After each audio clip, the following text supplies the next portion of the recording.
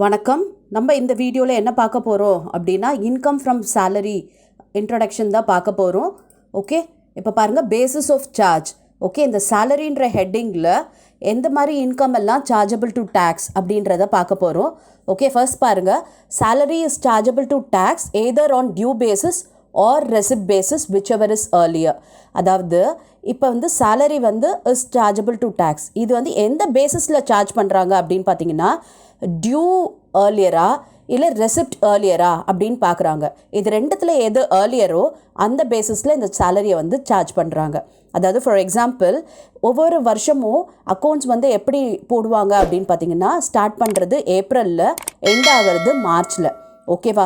இப்போ March மந்தோட salary பார்த்தீங்கன்னா due date அப்படின்னு பார்த்தீங்கன்னா மார்ச் மந்த் முடிஞ்சு ஏப்ரல் 1 தான் அதோட டியூ டேட்.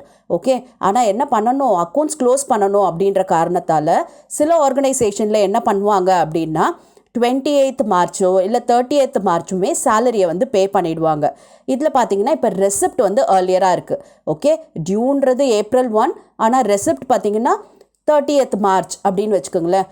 அப்போ இது எதில் சார்ஜ் ஆகும், அந்த சேலரி, அந்த மார்ச் மந்த் சேலரி எந்த மந்தில் நம்ம சார்ஜ் பண்ணுவோம் டேக்ஸ்க்கு அப்படின்னு பார்த்தீங்கன்னா மார்ச் மந்தே நம்ம it is chargeable to tax. ஓகேவா? இதுதான் சொல்கிறாங்க due basis or receipt basis whichever is earlier. Receipt ஏர்லியராக இருந்ததுன்னா ரெசிப்ட் படி டேக்ஸ் பண்ணுவாங்க, அண்ட் டியூ ஏர்லியராக இருந்துச்சுன்னா டியூ படி டேக்ஸ் பண்ணுவாங்க. ஓகே, அடுத்து பார்த்தீங்கன்னா where any salary paid in advance. Okay, இப்போ ஒரு அசசி சேலரியை அட்வான்ஸாக வாங்கியிருக்காங்க. அதாவது ஃபெப்ரவரி மந்த் சேலரியே எனக்கு ஜான்வரியே தாங்க, ஓகே எனக்கு சில எக்ஸ்பென்சஸ் இருக்குது, அதனால் ரெக்வெஸ்ட் பண்ணி என்ன ஃபெப்ரவரி சேலரி கொஞ்சம் ஜான்வரி மந்த் கொடுங்க அப்படின்னு சொல்லி கேட்பாங்க. ஓகே, அப்போ இது பார்த்திங்கன்னா ரெசிப்ட் பேசிஸில் சார்ஜபிள் டு டேக்ஸ். ஓகேவா? இது டியூ பேசிஸில் திரும்பவும் டேக்ஸ் பண்ணக்கூடாது. ஏன்னா அவர் என்ன பண்ணிட்டாரு, ஃபெப்ரவரி சேலரியை ஜான்வரி மந்தே வாங்கிடுறாரு இல்லையா? ஃபெப்ரவரி மந்த்து திரும்பியும் அந்த சேலரியை நம்ம டேக்ஸ் பண்ணக்கூடாது. அப்போ ஜான்வரி மந்தோட சேலரி ப்ளஸ் ஃபெப்ரவரியோட அட்வான்ஸ் சேலரி, அப்போ ஜான்வரி மந்த்துக்கு 2 சேலரிக்கு அவர் டேக்ஸ் பே பண்ணுற மாதிரி இருக்கும். ஓகேவா? நெக்ஸ்ட் பார்த்தீங்கன்னா if salary paid in arrear has already been assessed on due basis, the same cannot be taxed again when it is paid. ஓகேவா? அதாவது அரியர் சேலரி கேள்விப்பட்டிருக்கீங்க இல்லையா? அதாவது ஒரு சேலரி கொடுக்கல அப்படின்னா அதை சேர்த்து வச்சு தருவாங்க, அதை தான் அரியர் சேலரின்னு சொல்கிறது. ஓகே, ஒரு ஆர்கனைசேஷனில் சேலரி பே பண்ணலை, ஒரு 2 monthsக்கு பே பண்ணலை, அப்போ என்ன பண்ணுறாங்கன்னா 2 மாதம் கழித்து அதை பே பண்ணுறாங்க அப்படின்னா இதை எப்போ டேக்ஸ் பண்ணணும் அப்படின்னு பார்த்தீங்கன்னா அந்த டியூ டைமில் டேக்ஸ் பண்ணி இருந்தாங்க அப்படின்னா ரிசிப்ட் பண்ணும்போது டேக்ஸ் பண்ணக்கூடாது. For example January February salary கொடுக்கல, ஓகே, அது என்ன பண்ணிட்டாங்க, மார்ச் மந்த்து தான் அந்த சேலரியை கொடுக்குறாங்க. ஓகே, ஜான்வரி ஃபெப்ரவரி அந்த சேலரியை டேக்ஸ் பண்ணியிருந்தாங்க அப்படின்னா மார்ச் மந்த் அந்த சேலரியை டேக்ஸ் பண்ணக்கூடாது. அதாவது ஒரு வாட்டி வாங்குகிற சேலரி ஒரு மந்த்து தான் அதுக்கு டேக்ஸ் பே பண்ணணும், டபுள் மந்த் பே பண்ணக்கூடாது. ஒன்று டியூவில் டேக்ஸ் பண்ணியிருந்தாங்கன்னா ரெசிப்டில் பண்ணக்கூடாது, ரெசிப்டில் பண்ணுறாங்கன்னா டியூவில் பண்ணக்கூடாது. அதுதான் இதோட லாஜிக்கே. ஓகே, டியூ இல்லை ரெசிப்ட், ஏன்னா வாங்குகிற ஒரு சேலரிக்கு ஒரு வாட்டி தான் டேக்ஸ் கட்ட முடியும். ஓகே, அப்போ இந்த சார்ஜபிள் டு டேக்ஸ் இந்த ஹெட்டில் எதெல்லாம் அப்படின்னு பார்த்தீங்கன்னா salary, okay, advance salary and arrear salary, இது 3மே chargeable to tax under this head. Okay, சேலரின்ற ஹெட்டில். ஓகேவா? இப்போ நெக்ஸ்ட்டு சேலரின்றது என்னென்னலாம் சேர்ந்தது சேலரி அப்படின்னு பார்க்கலாம். இப்போ முதல்ல இந்த சேலரி பார்த்திங்கன்னா எத்தனை செக்ஷனோட டீல் ஆகுது அப்படின்னா 15, 16 and 17, இது 3 செக்ஷனும் சேர்ந்தது தான் இந்த சேலரின்றது. ஓகே, இப்போ பாருங்கள் இந்த சேலரியில் என்னென்ன இருக்குது அப்படின்னா சேலரி, ஓகே, இந்த சேலரியில் என்னென்ன வரும் அப்படின்றத நம்ம பார்க்கலாம். அண்ட் அலவன்சஸ், ஓகே, அலவன்ஸ் எல்லாம் சேர்ந்ததும் சேலரி தான். அண்ட் பர்க்குசிட்ஸ்ன்றது என்ன அப்படின்னா அவங்களுக்கு கொடுக்குற ஃபெசிலிட்டிஸ், எம்ப்ளாய்க்கோ ஒர்க்கருக்கோ கொடுக்குற ஃபெசிலிட்டியை தான் நம்ம பர்க்குசிட்ஸ்ன்னு சொல்கிறோம். இன்னொன்று என்ன அப்படின்னா profit in lieu of salary, இதை பற்றிலாம் நம்ம இப்போ டீட்டெயில்டாக பார்க்கலாம். ஓகே, அப்போ இந்த சேலரின்றது இவ்வளவும் சேர்ந்தது தான் சேலரின்றது. ஓகே, இப்போ சேலரி மட்டும் பார்த்தோம் இல்லையா, அண்டர் செக்ஷன் 17 clause 1ல் சேலரின்றது என்னென்னா வேஜஸ். ஓகே, அதுக்கு டேர்ம் என்ன வேணால் இருக்கலாம், வேஜஸ்னு சொல்லலாம், அது சேலரின்னு சொல்லலாம். ஓகே, அப்படி இருக்க வேஜஸ் ஆனுட்டி ஆர் பென்ஷன், ஆனுட்டியாக இருந்தாலும் சரி பென்ஷனாக இருந்தாலும் சரி இது வந்து இந்த சேலரின்றதில் வருது. And gratuity, fees, commission, perquisites or profit in lieu of salary. Okay, அது வந்து சேலரியாக இருக்கலாம் இல்லை வேஜஸாக இருக்கலாம். Okay, advance of salary. சரியா? அதுக்கப்புறம் வந்து லீவ் என்கேஷ்மெண்ட். ஓகே, லீவ் என்கேஷ்மெண்ட்ன்றது என்ன? அதாவது லீவ் ஆக்சுவலி அவங்க அவைல் பண்ணிக்கலாம், மந்த்லி ஒன்ஸ் ஒரு லீவ் அவைல் பண்ணிக்கலாம் அப்படின்ட்டு ஒரு எம்ப்ளாய்க்கு கொடுத்துருப்பாங்க. அப்போ அந்த எம்ப்ளாய் என்ன பண்ணுறாங்கன்னா அந்த லீவெல்லாம் சேர்த்து வச்சு, அதாவது அந்த லீவை அவைல் பண்ணலை எடுக்காமல் அந்த லீவெல்லாம் சேர்த்து வச்சு அதை என்கேஷ் பண்ணிக்கிறாரு. அதை தான் லீவ் என்கேஷ்மெண்ட் சொல்கிறாங்க. ஓகே, அதுக்கப்புறம் பார்த்தீங்கன்னா ரெகக்னைஸ் ப்ராவிடென்ட் ஃபண்ட். ஓகே, ஏதாவது contribution made by central government. Okay, இதை மாதிரி இவ்வளோ விஷயமும் சேர்ந்தது தான் வந்து சேலரின்றது. ஓகே, இப்போ அலவன்சஸ்ன்றது என்ன அப்படின்னு பார்த்தீங்கன்னா இது வந்து ஒரு எம்ப்ளாயர் ஒரு எம்ப்ளாய்க்கு அஃபீஷியலாகவோ இல்லை பர்சனலாகவோ எக்ஸ்பென்சஸை பேர் பண்ணுறதுக்காக கொடுக்கறது தான் வந்து இந்த அலவன்ஸுன்றது. இது பார்த்திங்கன்னா டிஃப்ரெண்ட் டைப்ஸ் ஆஃப் அலவன்சஸ் இருக்குது. ஓகே, இதில் பார்த்திங்கன்னா பேசிக்காக என்ன சொல்லுவாங்கன்னா ஹவுஸ் ரெண்ட் அலவன்ஸ், இதெல்லாம் கேள்விப்பட்டிருக்கீங்க இல்லையா? அப்புறம் வந்து யூனிஃபார்ம் அலவன்ஸ், அப்புறம் கன்வேயன்ஸ். ஓகே, இது மாதிரி நிறைய அலவன்ஸ் இருக்குது. இந்த அலவன்ஸ்லாம் பார்த்திங்கன்னா இதுவும் due or receipt basis whichever is ஏர்லியரோ அதை பேஸ் பண்ணி தான் இந்த அலவன்ஸையும் வந்து டேக்ஸ் பண்ணுறாங்க. ஓகே, இப்போ நம்ம ஃபியூ எக்ஸாம்பிள்ஸ் பார்க்கலாம். இப்போ பாருங்கள், இந்த அலவன்ஸில் fully taxable, partly taxable and fully exempted இது மாதிரி நிறைய அலவன்சஸ் இருக்குது. ஓகே, இப்போ பார்த்தீங்கன்னா ஃபுல்லி டேக்ஸபிள்ன்ற ஹெட்டில் நமக்கு எதெல்லாம் வருதுன்னா டிஏ, டியர்னஸ் அலவன்ஸ் இருந்துச்சுன்னா அது ஃபுல்லாகவே டேக்ஸ், அதுக்கு எந்த ஒரு எக்ஸம்ஷனும் கிடையாது. அப்புறம் சிசிஏ, ஓகே, இது சிட்டி காம்பன்சேட்ரி அலவன்ஸ்ன்னு சொல்லுவாங்க. ஓகே, அப்புறம் medical allowance, lunch allowance, overtime allowance, servant allowance, family allowance, tiffin allowance, warden allowance, deputation allowance, non-practicing allowance, project allowance, dog allowance, capital compensatory allowance, marriage allowance, water and electricity allowance, entertainment allowance for non-government employee.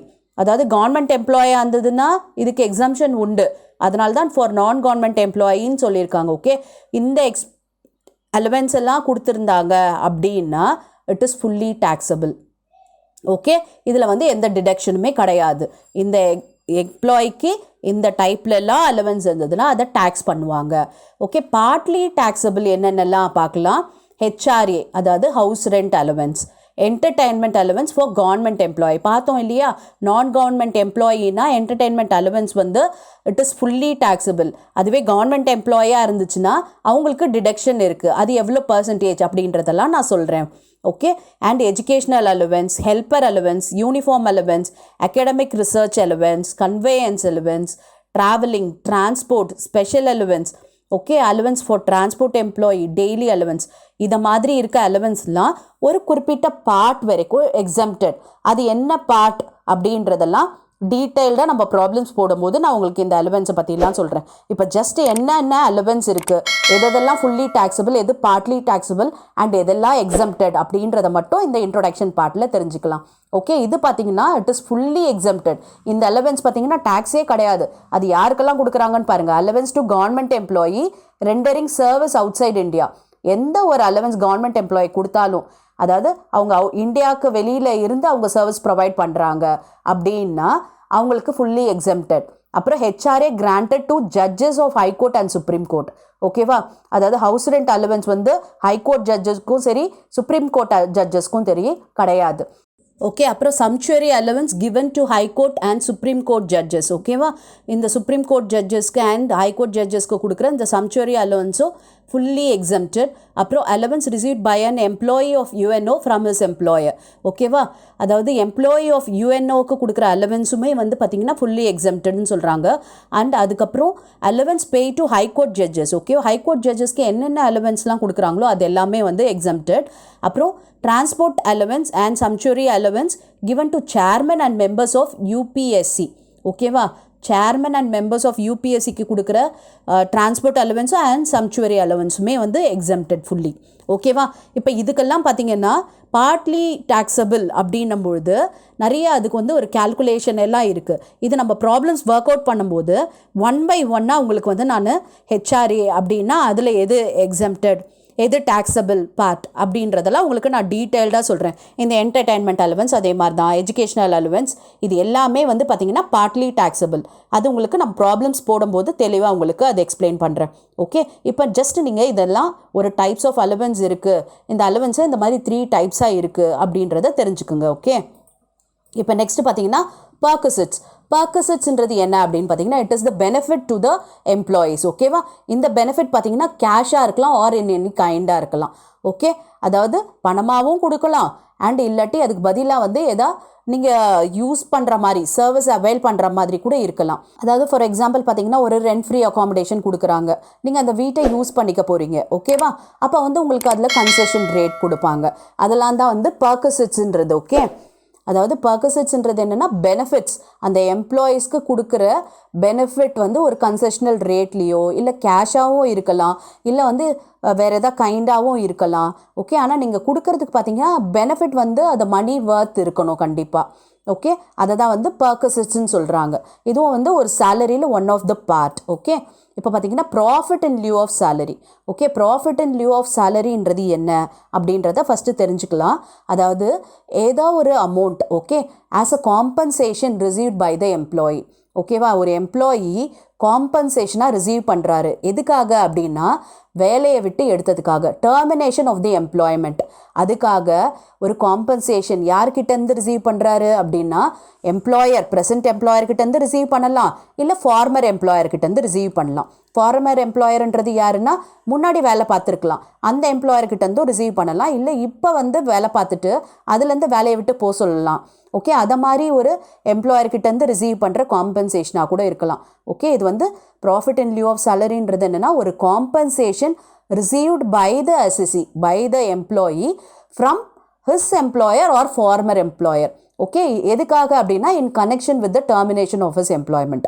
ஓகேவா, அவரோட ஒர்க்கை விட்டதுனால, terminate பண்ணதுனால அவர் வந்து எம்ப்ளாயர்கிட்டேருந்தோ இல்லாட்டி farmer எம்ப்ளாயர்கிட்டேருந்தோ any amount receive பண்ணார் அப்படின்னா அதை ப்ராஃபிட் இன் லியூ ஆஃப் சேலரின்னு சொல்கிறோம். அது மட்டும் இல்லை. ஓகே, இன்னொரு காம்பன்சேஷனும் உண்டு. என்ன அப்படின்னு பார்த்தீங்கன்னா modification of the terms and condition of employment. அதாவது இப்போ ஒரு எம்ப்ளாயி ஒர்க் பண்ணிகிட்டு இருக்காரு. ஓகேவா, என்ன ஆச்சுன்னா முதல்ல அவர் வந்து ஜூனியர் லெவலில் ரெக்ரூட் பண்ணியிருப்பாங்க. அப்போ ஜூனியர் லெவலில் அவர் இன்கம் வாங்கிட்டு இருப்பார். இப்போ என்ன ஆச்சு அப்படின்னா அவருக்கு வந்து ஒரு ஹையர் போஸ்ட் கொடுத்துட்ருப்பாங்க. அப்போ அந்த ஹையர் போஸ்ட்டுக்கான சேலரி அவருக்கு கொடுக்கணும் இல்லையா, அப்போ அதுக்கு வந்து காம்பன்சேஷன் கொடுப்பாங்க. ஓகே, அது வந்து கரண்ட் எம்ப்ளாயர்கிட்ட இருக்கலாம், இல்லை ஃபார்மர் எம்ப்ளாயர்கிட்ட இருந்தால் கூட இருக்கலாம். அப்படி ஏதாவது காம்பன்சேஷன் ரிசீவ் பண்ணார் அப்படின்னா அதையும் ப்ராஃபிட் இன் லியூ ஆஃப் சேலரின்னு சொல்கிறாங்க. ஓகேவா, அண்ட் வேறு என்ன அப்படின்னு பார்த்தீங்கன்னா ஏதோ ஒரு ஃபண்டாக, அதாவது ஒரு அசஸிக்காக, ஒரு எம்ப்ளாயிக்காக ஒரு ஃபண்டு வந்து எம்ப்ளாயர் ஜெனரேட் பண்ணி, அது எம்ப்ளாயராக இருக்கலாம் இல்லை ஃபார்மர் எம்ப்ளாயராகவும் இருக்கலாம். ஓகே, இந்த கேட்டகரி எல்லாமே கரண்ட் எம்ப்ளாயரும் இருக்கலாம், இல்லை ஃபார்மர் எம்ப்ளாயர்கிட்டேருந்து இவங்க ரிசீவ் பண்ணலாம் எம்ப்ளாயின்றவங்க. ஓகே, அவங்க வந்து ஃபண்டாக ஏதோ ஒரு சம் வந்து கிடைக்கிது அப்படின்னா அப்போ அந்த ஃபண்டையுமே இது வந்து ப்ராஃபிட் அண்ட் லியூ ஆஃப் சேலரின்னு சொல்கிறாங்க. ஓகே, அதுக்கப்புறம் பார்த்தீங்கன்னா கீமேன் இன்சூரன்ஸ் பாலிசி. அதாவது ஏதாவது ஒரு திரும்பி அமௌண்ட் ரிசீவ் பண்ணுறாரு. யார்கிட்டேருந்து அப்படின்னு பார்த்தீங்கன்னா ஒரு பர்சன் கிட்டேருந்து. அதாவது இந்த கீமேன் இன்சூரன்ஸ் பாலிசின்றது என்ன அப்படின்னு பார்த்தீங்கன்னா இப்போ நீங்கள் ஒரு எம்ப்ளாயி, நீங்கள் வந்து உங்கள் ஆர்கனைசேஷனில் ஒரு இம்பார்ட்டண்ட் ரோல் ப்ளே பண்ணுறீங்க. நீங்கள் இல்லை அப்படின்னா அந்த பொசிஷனை ரீப்ளேஸ் பண்ணுறது ரொம்ப கஷ்டம். ஓகே, அதனால் எம்ப்ளாயர் என்ன பண்ணுவார்னா உங்கள் பேரில் இன்சூரன்ஸ் போடுவார். எதுக்காக, நீங்கள் வேலையை விட்டு போயிட்டீங்கன்னா நஷ்டம் அவங்களுக்கு கம்பெனிக்கு அப்படின்றதுனால உங்கள் பேரில் இன்சூரன்ஸ் போடுவார். அப்போ அந்த இன்சூரன்ஸ் கம்பெனி என்ன பண்ணுவோன்னா நீங்கள் வேலையை விட்டு போயிட்டீங்கன்னா இன்சூரன்ஸ் கம்பெனி ஆர்கனைசேஷனுக்கு ஒரு அமௌண்ட் கொடுக்கும். ஓகேவா, அப்போ அந்த அமௌண்ட்டில் ஒரு பார்ட் ஆர்கனைசேஷன் வச்சுட்டு அண்ட் இன்னொரு பார்ட் பார்த்தீங்கன்னா அந்த கீமேன் இருக்கார் இல்லையா, இம்பார்ட்டன்ட் பர்சன், அவருக்கு கொடுப்பாங்க. ஓகே, அது மாதிரி ஏதாவது ஒரு ரிசீவ் பண்ணார் அப்படின்னா அதுவும் வந்து ப்ராஃபிட் இன் லியூ ஆஃப் சேலரின்னு சொல்கிறாங்க. ஓகே, இப்போ கீமேன்ன்றது என்னென்னா ஒரு இம்பார்ட்டன்ட் பர்சன், நீங்கள் தான் அந்த ஆர்கனைசேஷன் ரொம்ப முக்கியமானவர், நீங்கள் போயிட்டீங்கன்னா அந்த ஆர்கனைசேஷனில் வந்து பாதிப்பு. ஓகே, அப்படின்ற ஒரு மேலே இன்சூரன்ஸ் ஆர்கனைசேஷன் போடுது. ஓகே, அப்போ அந்த ஃபண்ட் ஏதாவது வந்துச்சு அப்படின்னா அதுவும் ப்ராஃபிட் இன் லியூ ஆஃப் சேலரியில் வந்து சேரும். Okay, assessee received from any person அதாவது ஏதாவது ரிசீவ் பண்ணியிருக்காங்க. எனி பர்சன்னா என்னென்னா before joining the employment with that person, after cessation of his employment with that person. அதாவது அசஸ்ஸி வந்து அமௌண்ட்டை ரிசீவ் பண்ணுறாரு. அந்த அசஸ்ஸின்றவர் அந்த ஆர்கனைசேஷனில் ஜாயின் பண்ணுறதுக்கு முன்னாடி எப்படி ரிசீவ் பண்ணுவாங்க அப்படின்னு பார்த்தீங்கன்னா, இப்போ கேம்பஸ் செலெக்ஷன் பண்ணுறாங்க இல்லையா, சில ஆர்கனைசேஷன் என்ன பண்ணுவாங்கன்னா ஸ்டூடெண்ட்டாக இருக்கும்பொழுதே உங்களை என்ன பண்ணுவாங்க, ரெக்ரூட் பண்ணிவிட்டு உங்களுக்கு சேலரின்ற பேரில் உங்கள் ஃபீஸ் பேமெண்ட் அதை மாதிரிலாம் எதா பண்ணுவாங்க. அதுதான் வந்து before joining employment with that person. Okay, employer relationship எப்போ வரும்னா ஆஃப்டர் எம்ப்ளாய்மெண்ட்டில் தான் வரும். இப்போ உங்களுக்கு யாருனாவது சேலரி கொடுக்குறாங்க, ஏதோ ஒரு சம் அமௌண்ட் கொடுக்குறாங்கன்னா அப்போ அது எனி பர்சன் தான் இல்லையா, அதனால தான் இதை வந்து ஃப்ரம் எனி பர்சன் அப்படின்னு சொல்கிறாங்க. ஓகே, அப்புறம் ஆஃப்டர் செஷன் உங்களை வேலையை விட்டு அனுப்பின பிறகு உங்களுக்கு ஏதாவது செட்டில்மெண்ட் கொடுத்தாங்க அப்படின்னா அது பார்த்திங்கன்னா உங்களுக்கு எனி பர்சன் கிட்டேருந்து, அப்போவும் உங்களுக்கு எம்ப்ளாயர் ரிலேஷன்ஷிப் இல்லை.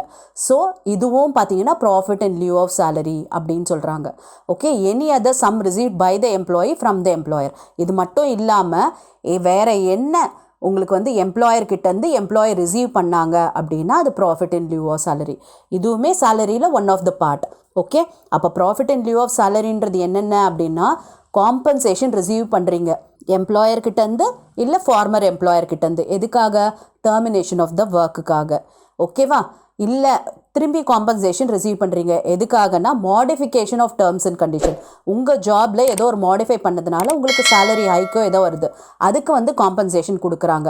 எம்ப்ளாயராக இருக்கலாம் இல்லை ஃபார்மர் எம்ப்ளாயராக இருக்கலாம்.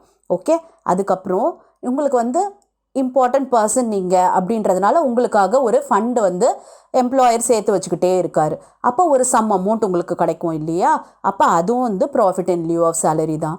அது மட்டும் இல்லாமல் கீ மேனாக இருக்கீங்க நீங்கள் உங்கள் ஆர்கனைசேஷனில், அப்போ உங்களுக்கு வந்து இன்சூரன்ஸ் போடுறாங்க இல்லையா, அப்போ அந்த இன்சூரன்ஸ் அமௌண்ட்டில் உங்களுக்கு ஒரு பார்ட் கொடுப்பாங்க. அப்போ அதுவுமே வந்து profit in lieu of salary. Okay, அப்புறம் before joining employment after cession நீங்கள் எதாவது அமௌண்ட் ரிசீவ் பண்ணீங்க அப்படின்னா profit in lieu of salary. So மொத்தத்தில் எம்ப்ளாயர்கிட்டேருந்து ஏதாவது எம்ப்ளாயி ஒரு சம் அமௌண்ட் ரிசீவ் பண்ணியிருக்காங்க அப்படின்னா அதெல்லாம் profit in lieu of salary. Deductions என்னென்னன்றதை பார்க்கலாம் இந்த சேலரி ஹெட்டிங்கில். அதாவது நம்ம ஹவுஸ் ப்ராப்பர்ட்டியில் பார்த்தோம் இல்லையா, 2 டிடக்ஷன் என்னென்ன பார்த்தோம், ஸ்டாண்டர்ட் டிடக்ஷன், அதுக்கப்புறம் இன்ட்ரெஸ்ட் ஆன் லோன் பார்த்தோம் இல்லையா, அதே மாதிரி இதில் 3 டிடக்ஷன் இருக்குது. என்னென்ன அப்படின்னு பார்த்தீங்கன்னா standard deduction 50,000 or the amount of salary whichever is less. ஓகேவா, 50,000 இல்லைன்னா நீங்கள் ஆக்சுவலாக வாங்கின சேலரி, இது ரெண்டுத்தில் எது கம்மியோ அதை வந்து டிடக்ஷனாக ஸ்டாண்டர்ட் டிடக்ஷனாக பண்ணிடுறாங்க. 50,000 அமௌண்ட்டு இல்லை நீங்கள் வாங்கின சேலரி எது கம்மி அப்படின்னு பார்த்துட்டு அது ஸ்டாண்டர்ட் டிடக்ஷன். இன்னொன்று என்ன பார்த்தீங்கன்னா என்டர்டெயின்மெண்ட் அலவன்ஸ். ஆனால் இந்த என்டர்டெயின்மெண்ட் அலவன்ஸ் யாருக்கு அப்படின்னு பார்த்தீங்கன்னா only for the government employee. நான் கவர்மெண்ட் எம்ப்ளாய்க்குலாம் இந்த என்டர்டெயின்மெண்ட் அலவன்ஸ் கிடையாது.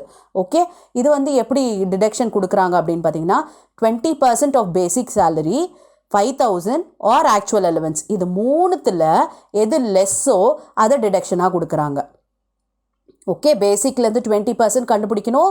ஓகே, இல்லை 5,000 ருபீஸ் இல்லை ஆக்சுவல் அலவன்ஸ், இது 3த்தில் லெஸ்ஸை வந்து நீங்கள் கிளைம் பண்ணிக்கலாம் டிடக்ஷனாக கவர்மெண்ட் எம்ப்ளாயியாக இருந்தால். நான் கவர்மெண்ட் எம்ப்ளாயினா உங்களுக்கு இந்த டிடக்ஷன் கிடையாது. ஓகே, அதுக்கப்புறம் next professional tax. Okay, professional tax பார்த்தீங்கன்னா டிடக்ஷன் இஸ் அலௌட். ஓகே, இந்த இயர் ஆஃப் பேமெண்ட். ஓகே, நீங்கள் வந்து பே பண்ணியிருக்கீங்க ப்ரொஃபஷ்னல் டேக்ஸ் அப்படின்னா நீங்கள் அந்த இயர் வந்து அதை டிடக்ஷனாக கிளைம் பண்ணிக்கலாம். ஆனால் if paid by employer, okay, அப்போ என்ன பண்ணுவாங்கன்னா பர்க்குசிட்ஸாக உங்களுக்கு வந்து சேலரியில் இன்க்ளூட் ஆகிடும், அப்புறம் தான் அதை டிடக்ஷனாக கிளைம் பண்ண முடியும். ஓகே, ப்ரொஃபஷ்னல் டேக்ஸ் வந்து நீங்களும் பே பண்ணலாம், உங்கள் எம்ப்ளாயரும் பே பண்ணலாம் உங்களுக்கு பதிலாக. ஓகே, நீங்கள் பே பண்ணிங்கன்னா டைரெக்டாக நீங்கள் டிடக்ஷனாக அதை காமிச்சிக்கலாம். ஓகே, இல்லை உங்கள் எம்ப்ளாயர் உங்களுக்கு பதிலாக பே பண்ணியிருக்காரு அப்படின்னா நீங்கள் என்ன பண்ணணும், சேலரி கம்ப்யூட்டேஷனில் அந்த ப்ரொஃபஷ்னல் டேக்ஸை காமிக்கணும். சேலரியாக காமிச்சிட்டு அதுக்கப்புறம் தான் அதை டிடக்ஷனாக நீங்கள் கிளைம் பண்ண முடியும். ஓகேவா, 3 டிடக்ஷன் இருக்குது. ஸ்டாண்டர்ட் டிடக்ஷன், என்டர்டெயின்மெண்ட் அலவன்ஸ், இது கவர்மெண்ட் எம்ப்ளாய்க்கு மட்டும்தான் ப்ரொஃபஷ்னல் டேக்ஸ். ஓகேவா, இப்போ நம்ம ஃபார்மேட் பார்க்கலாம். Okay, format for computation of income from salary. இதில் என்னென்னலாம் வரும் அப்படின்றத பாருங்களேன்.